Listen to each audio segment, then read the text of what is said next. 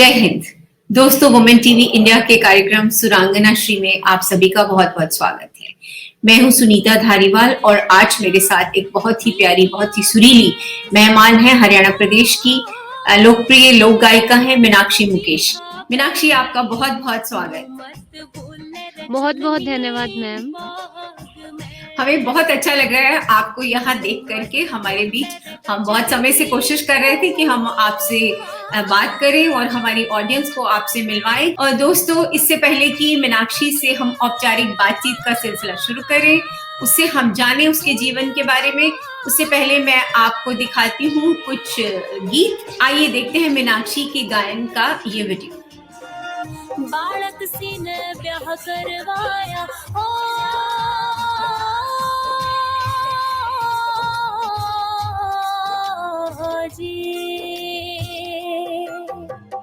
ओ बालक सी ने ब्याह करवाया, तेरे संग में ब्याही हो, बिहर छोड़ सास रे आगी, लाडी कुल कशाही हो, दोवे अकेली मेरा ओ जानंद के दुलारे हो, रोवे अकेली मेरा।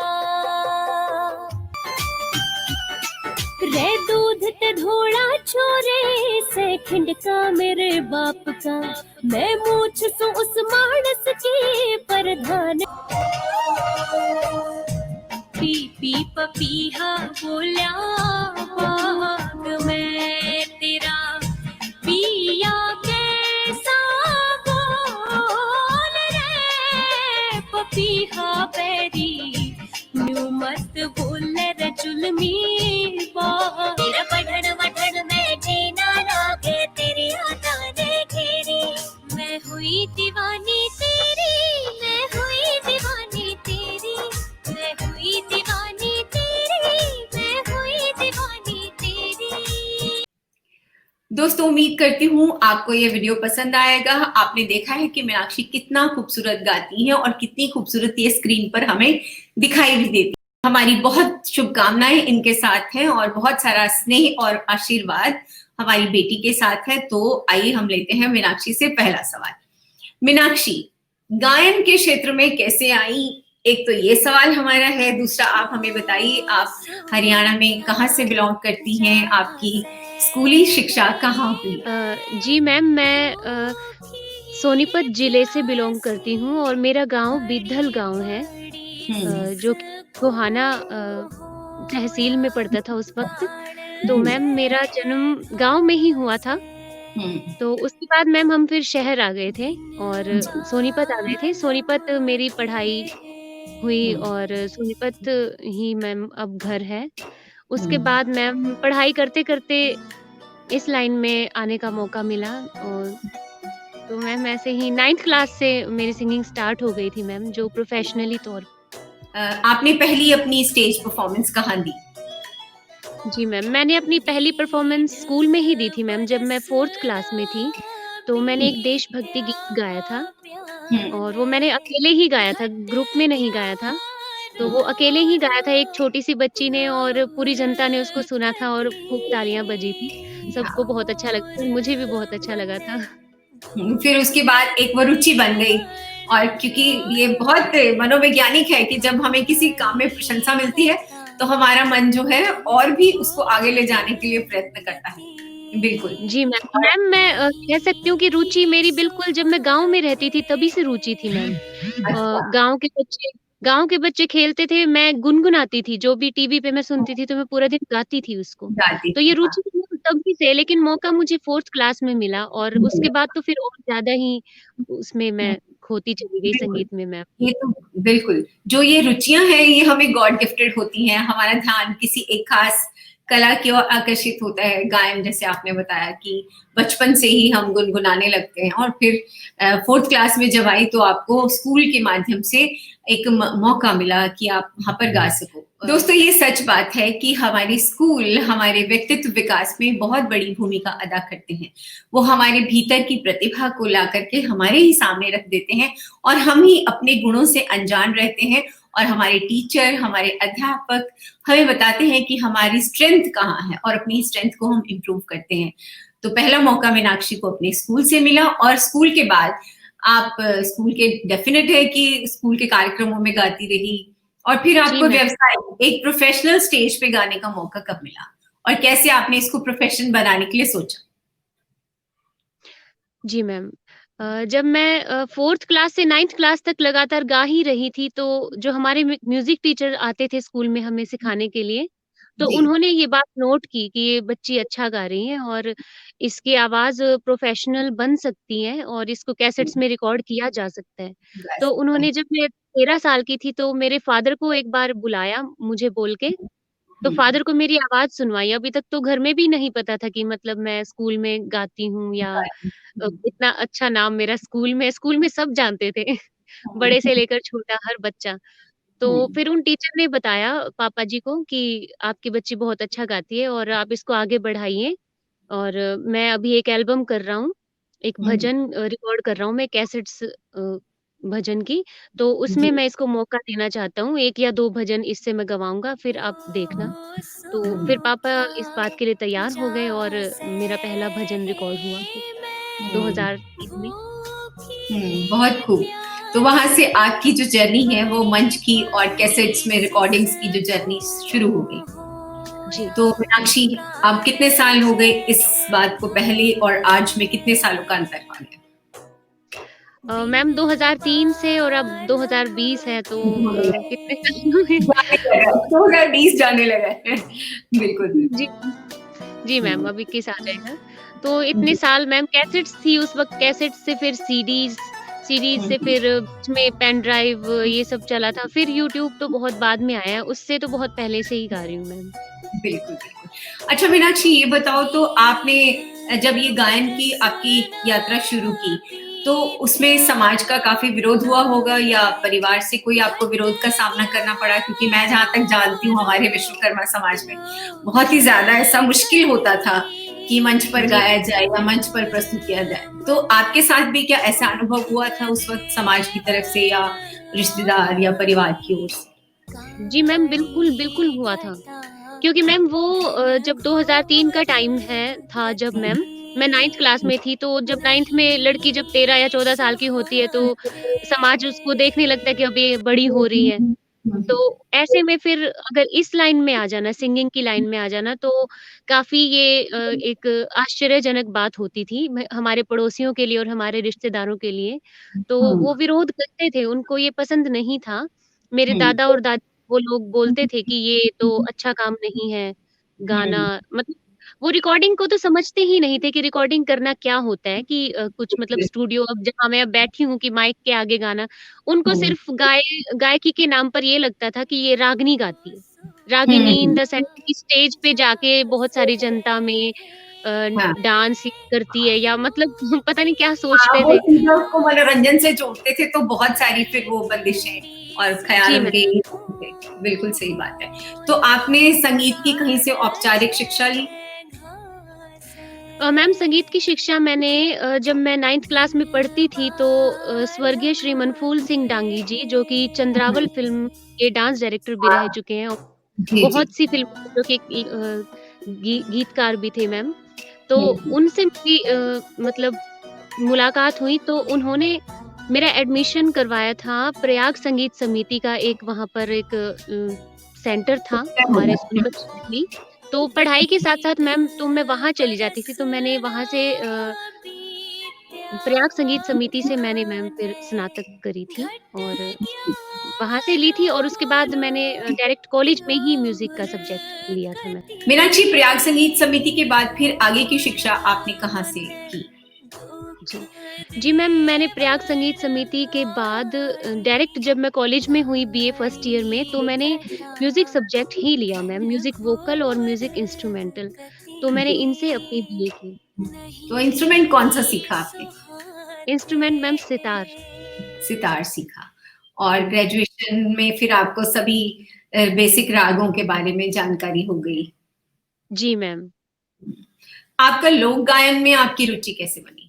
कि आप लोकगीत भी बहुत अच्छा गाती हैं, लाइट वोकल भी अच्छे से गाती हैं। आप मल्टी फेसेटेड, जिसे कहते हैं कि बहुमुखी प्रतिभाशाली, अलग अलग यॉनर्स में आप गा सकती हैं। वो सारा मैंने आपका वीडियोस बहुत से देखे हैं। तो आपको सबसे ज्यादा रुचि किस गायन शैली में आई हुई? जी मैम, जब मैं स्कूल में थी मैम, तो मुझे लोग यही सलाह देते थे, जितने भी बड़े लोग थे, कि आप लता जी के गाने सुनिए, आपकी हम्म, सिंगिंग में बहुत सुधार होगा, आप आशा जी को सुनिए। तो मैंने हम्म, मैम स्पेशल फिर 5-10 कैसेट्स में स्पेशली गानों की एक लिस्ट बना के उनको रिकॉर्ड करवाया था। हम्म, मैम मैं उनको बहुत सुनती थी, लता जी को, आशा जी को। मैम हम्म, हिंदी जो गायकी है, तो मैंने उनको सुन-सुन के मैम उनको फ़ॉलो किया।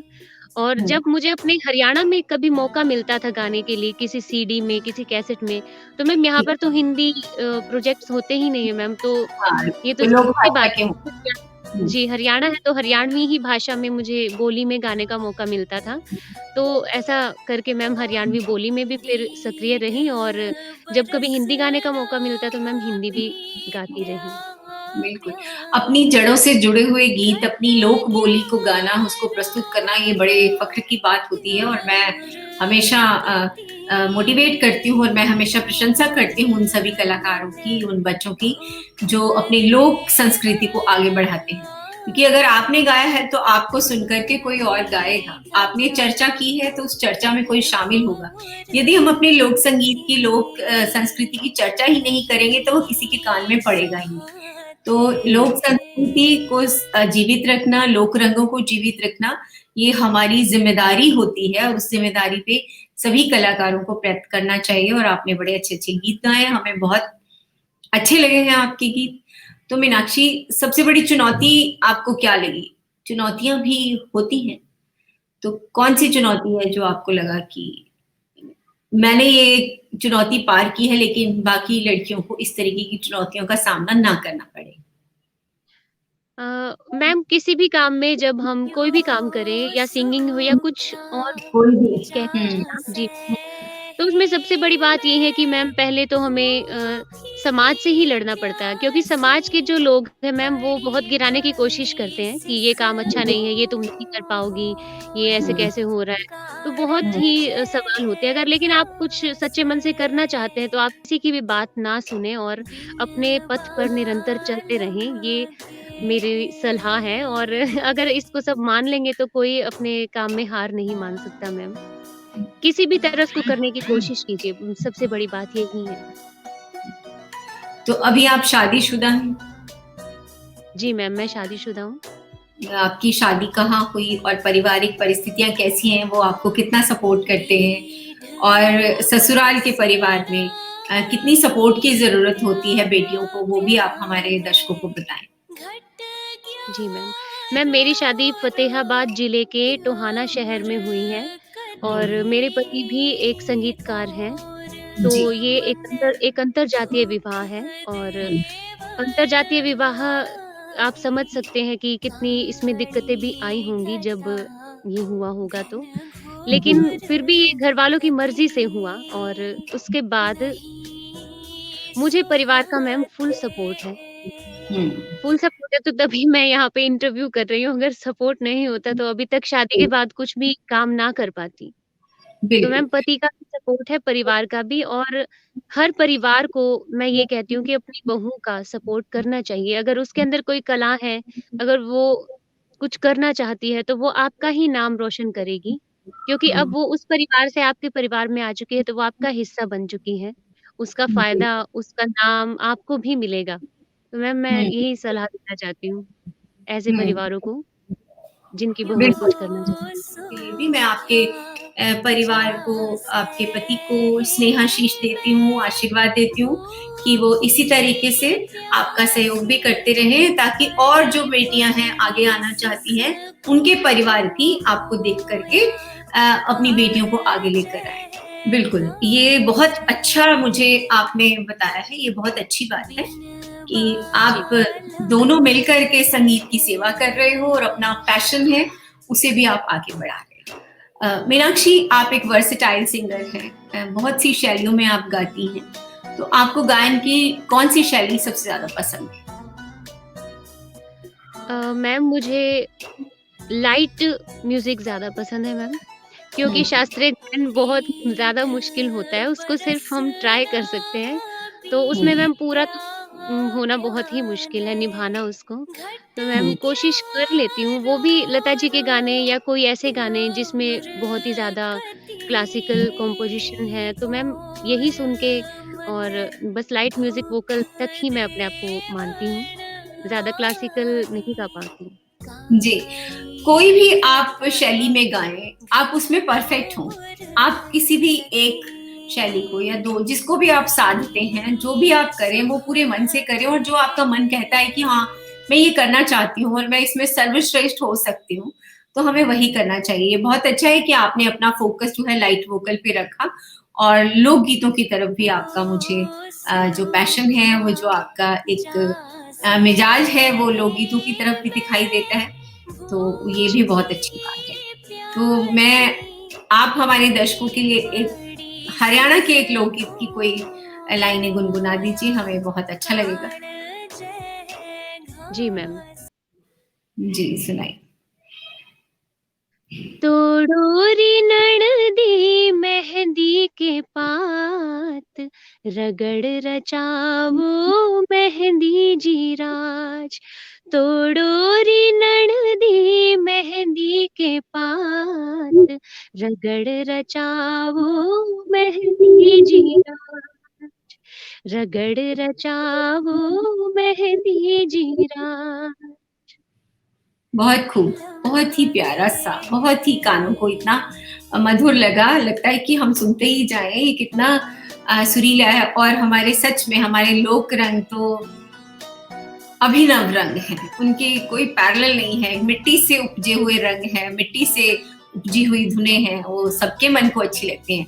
अगला सवाल मीनाक्षी आपसे ये है कि जैसा आप देख रही हैं, या समाज में जैसा आप समझ पा रही हैं, जैसा हम संवेदनशीलता से सोचते हैं कि हरियाणा में, हमारे समाज में, हमारे गायन के जो हमारा प्रोफेशन है, जी। उसमें अश्लीलता का बहुत ज्यादा एक तरह से बोलबाला रहा है। अभी कुछ समय से थोड़ा सा परिवर्तन आया है, लेकिन एक वो पैरेलल धारा है जहां पर अश्लीलता भरे गायन के बोलों को चुना गया और उनको ही गाया गया, जिसकी वजह से समाज में, एक आम समाज ने अपने घर की बेटियों को जाने से मना किया, स्टेज पर, मंच पर परफॉर्म करने से मना किया। तो आप क्या संदेश देना चाहेंगी, इसके बारे में आप क्या सोचती हैं? जी मैम, एक अभी कुछ टाइम पहले हुआ था ऐसा कि जो भी हरियाणवी गाने आते थे तो वो डबल मीनिंग में आते थे और मतलब उनको परिवार के साथ देखना काफ़ी मुश्किल हो जाता था।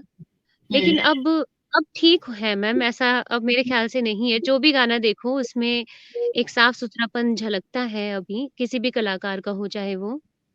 तो मैम अश्लीलता फैलाना तो मैम समाज में ठीक है ही नहीं ये बात तो, क्योंकि मैम जो बच्चे ग्रो कर रहे हैं या उन पे क्या असर पड़ेगा मैम? सबसे पहले तो अपने घर के ही बच्चों से ये शिक्षा ले लेनी चाहिए कि हम इनको क्या सिखाएँगे। अगर हमारी गाई हुई चीज़ अगर कोई बच्चा गुनगुनाए उसको उसका मतलब ना पता हो और मतलब तो सबको ही पता होगा कि क्या मतलब है, तो कैसा लगेगा मैम? तो बिल्कुल, मैम बिल्कुल। ये ठीक नहीं है अश्लीलता फैलाना। अपने अपने जो प्रदेश के जितनी भी संस्कृति है हमारी मैम उसको ही दर्शाना चाहिए। चाहे उसमें बिल्कुल। आप कोई भी सिचुएशन ले लीजिए मैम, चाहे रोमांटिक ही क्यों ना हो। तो हुँ, उसमें भी एक शब्दों का एक मैम मर्यादा तो रहती, बिल्कुल। मर्यादा होती है। जी मैम। ये बिल्कुल जी। सही है कि जब भी आप गायन के क्षेत्र में उतरे, या कोई भी महिला गायन के क्षेत्र में, कोई भी बेटी, युवती गायन के क्षेत्र में उतरे, तो मुझे लगता है कि यदि हम अपनी सीमा रेखाओं को खींच लें, बना लें कि जी। हम ये करेंगे और ये नहीं करेंगे। अगर आप स्पष्ट हैं तो आप नहीं करेंगे, यदि आप स्पष्ट नहीं हैं, आपने थॉट को नहीं लगाया है, तो फिर आप जो गो विद द फ्लो, फिर वो ऐसा होता रहता है, फिर वो ऐसा जी, करते जी, हैं। जी। और जी मैम। आजकल का जो समय है, खास पहले तो मैं हरियाणा की जो हमारा आज का सिनेरियो है गायन के क्षेत्र में या कैसेट्स में और वीडियोस में आ रहा है, वो काफी अच्छा हो रहा है। वो एक जी मैम। सम्मानजनक हो रहा है और लोग उसको स्वीकार कर रहे हैं, क्योंकि एक हट करके प्रयोग धर्मिता जो है वो हमें दिखाई देती है, और काफी बेटियां बहुत अच्छा गा रही हैं और काफी अच्छा लग रहा है उनको देख करके।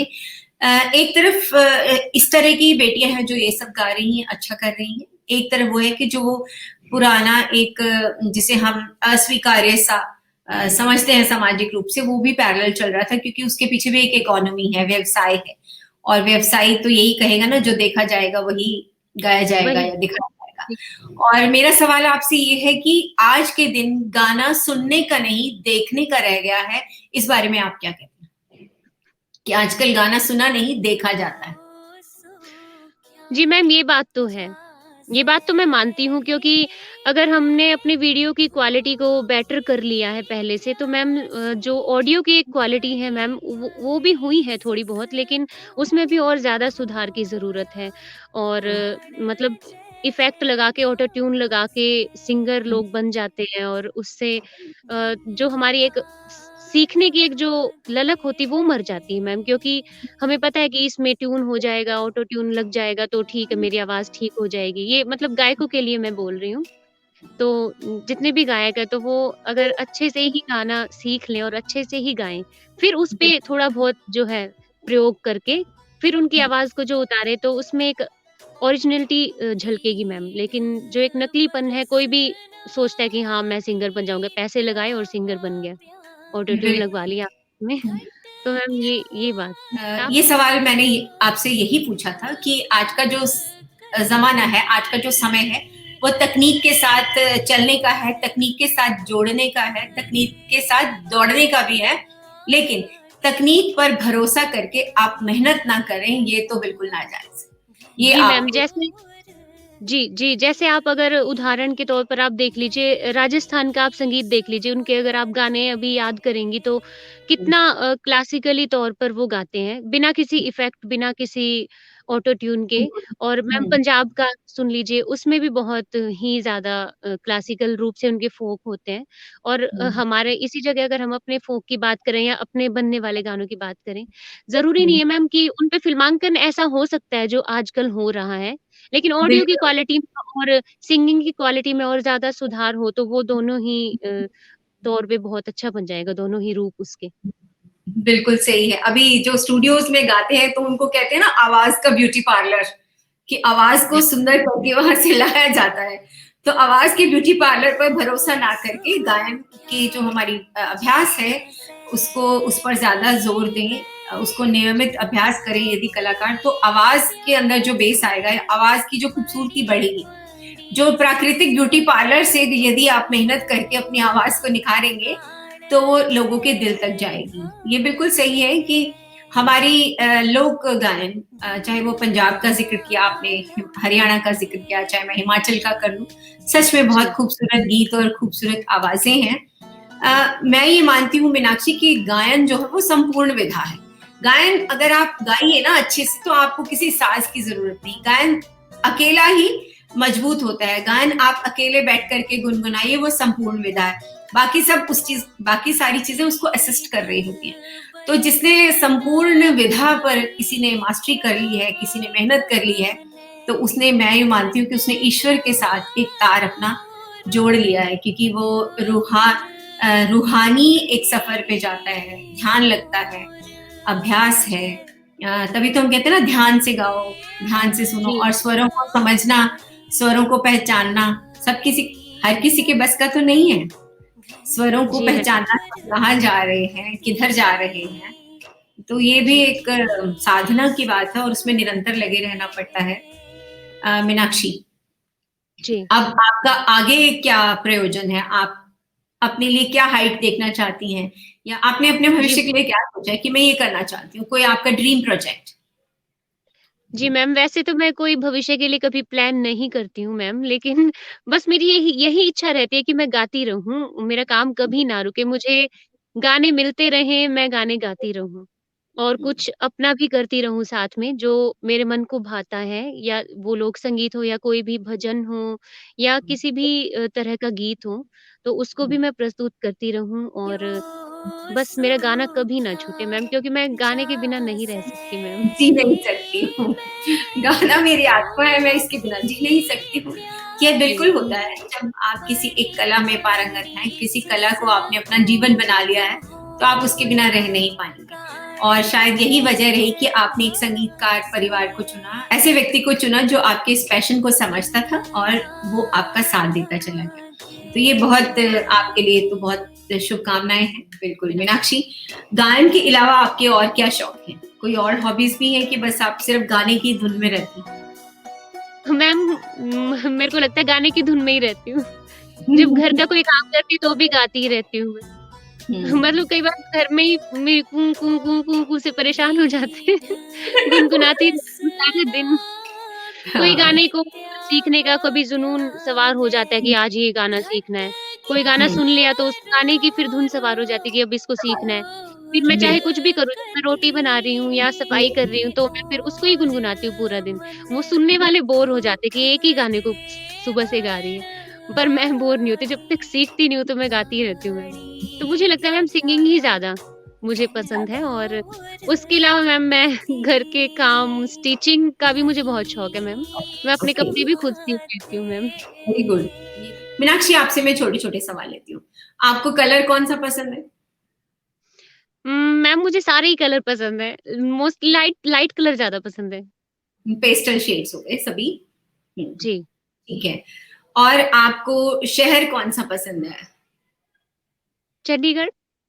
चंडीगढ़ पसंद है। ओके। जी। और आपको अगर मैं पूछूं कि गायन में हमारे हिंदी फिल्म सिनेमा में, हिंदी फिल्म संगीत में कौन सी गायिका सबसे ज्यादा पसंद है?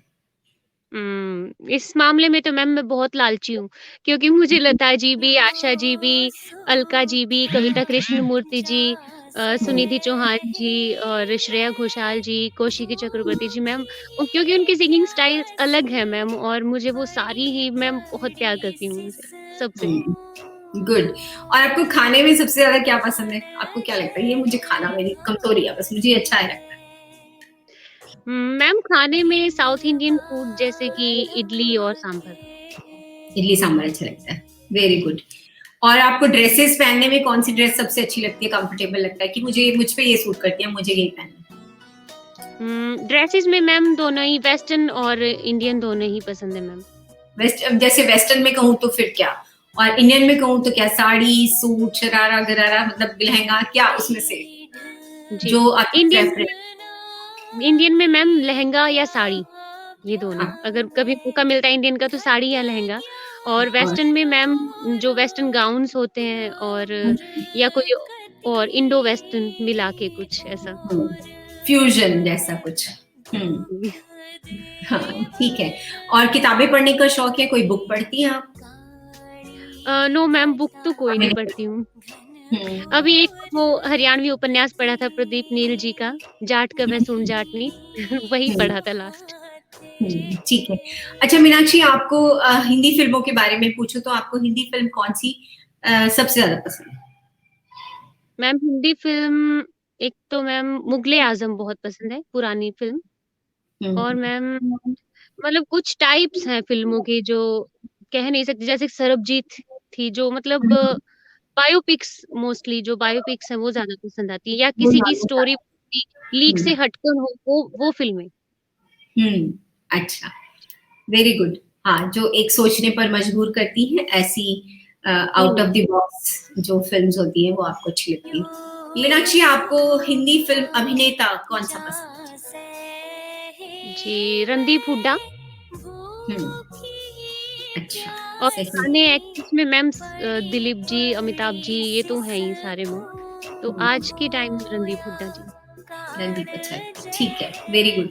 अच्छा मीनाक्षी, अब एक सवाल है, यदि मैं आपको एक निर्जन टापू पर ले जाऊं, वहां पे कोई ना हो और तुम्हें मैं वहां छोड़ दूं और मैं तुमसे कहूं कि तुम अपने साथ कोई दो चीजें ले जा सकती हो, तो आप क्या ले जाना पसंद करें? क्या ले जाना पसंद करूँगी? मैम मेरा म्यूज़िक तो हमेशा मेरे साथ रहता है। साथ में फैमिली को ले जाना पसंद करूँगी क्योंकि फैमिली के बिना कैसे रहूँगी? ठीक बात है। ओके। अच्छा, एक और सवाल है मीनाक्षी, यदि आपको एक ऐसा वरदान मिल जाए जिसमें हुँ। आप इतिहास में से किसी भी एक मृत व्यक्ति को जीवित कर सकती हो, तो आप किसे जीवित करना चाहेंगी? जो सोचो? काफ़ी मुश्किल है मैम ये। श्री अटल बिहारी जी और सुशांत सिंह राजपूत, 2 जन। बहुत अच्छा। मीनाक्षी, आपसे बातें करके हमको बहुत अच्छा लगा और हमारे दर्शकों को भी हमारी ये बातचीत पसंद आएगी। हमने बहुत ही अनौपचारिक ढंग से अपनी बातें कही हैं और सुनी हैं। आपका बहुत-बहुत यहाँ आने का शुक्रिया। आप यूँ ही आगे बढ़ती रहें और ऐसे ही अपने संगीत का जो सफ़र है उसे जारी रखें। हमारी शुभकामनाएँ आपके साथ, आपके पति और आपके परिवार के साथ है। आप हमारे इस शो में आई हैं, आपका बहुत-बहुत शुक्रिया। Thank you ma'am, thank you so much. मुझे भी आपके चैनल पर आकर बहुत अच्छा लगा ma'am. Thank you so much. दोस्तों, ये थी मीनाक्षी हमारे साथ। बहुत ही लोकप्रिय गायिका हैं, बहुत ही खूबसूरत गाती हैं, आपने इन्हें सुना भी है और आज आपने सुनी है इनसे बातचीत। अगले हफ्ते हम किसी और ऐसे ही प्रतिभाशाली हमारी बेटी को, ऐसे ही हमारी प्रतिभाशाली किसी बहन को आपके सामने लेकर आएँगे और उनसे भी करेंगे बातचीत। अगले हफ्ते के लिए दीजिए मुझे इजाज़त। नमस्ते, जय हिंद, जय भारत।